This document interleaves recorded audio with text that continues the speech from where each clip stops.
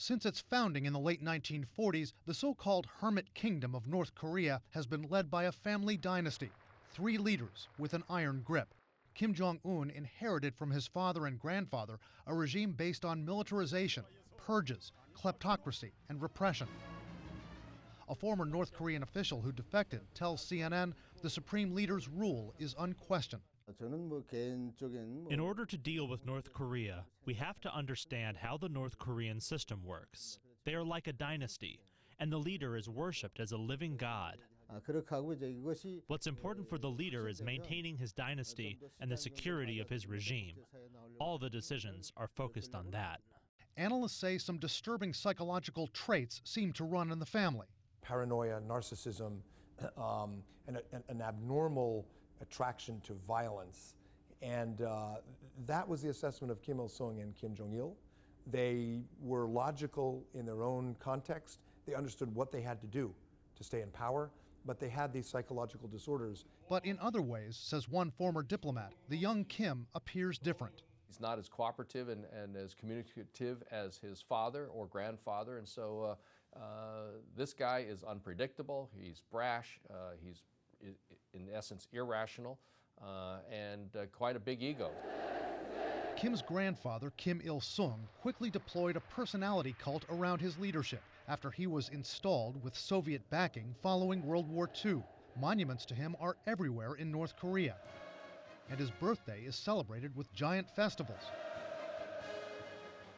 Kim Jong-un emulates his look, even his hairstyle, analysts say, in an attempt to derive legitimacy. Kim Jong-un wants to project the image of his grandfather. Kim Il-sung was viewed and is viewed by the people of North Korea as a great revolutionary. He gave them independence. He fought against the colonials. He fought against Japan. He fought against the United States in the Korean War in South Korea. Kim Jong-il was next in line, with his penchant for luxuries like foreign liquor and Hollywood movies, coupled with his military buildup and his use of labor camps. Kim Jong-un was only in his late 20s when he took over North Korea in 2011, inexperienced in government or the military. He brought an affinity for basketball, Mercedes limos, yachts, and quickly proved wrong analysts who thought he would be just a figurehead. Kim has accelerated the missile and nuclear programs that his father and grandfather started, with more tests in a few years than his predecessors conducted in decades. But he is not depending on his father's holdover cronies. Some have been purged or executed, even his powerful uncle, Jang Song-taek, whom he suspected of betrayal. Unlike his father, he exhibits a ruthlessness here by his actions, by the things that he's prepared to do that his father simply was not prepared to do or didn't feel the need to do it. He does. Kim Jong-un also had his older brother killed, according to South Korean intelligence, in a bizarre airport attack this year, where 2 women smeared deadly VX nerve agent in his face. North Korea denied being behind the attack, but many analysts think Kim wanted to eliminate a rival. The more that Kim Jong-un can eliminate any possible pretenders to the throne, the stronger of a position he'll be in. Between his continuing purges, his family bloodline, his rubber-stamped parliament, and his payoffs to aides, Kim Jong-un has several ways to keep his country's elites in line.